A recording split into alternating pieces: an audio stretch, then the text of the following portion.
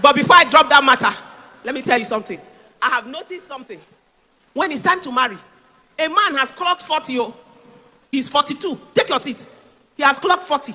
He's 42. Maybe he's even getting to 50. He has passed 57.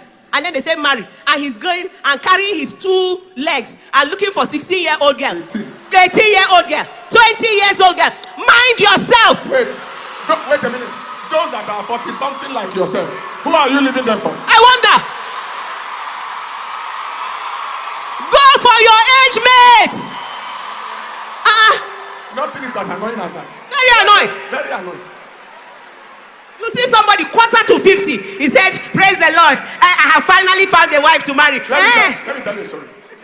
One man came and he said he wants to marry. And he said the person he wants to marry must be a virgin. Wait a minute. So I told him, I said, are you a virgin yourself?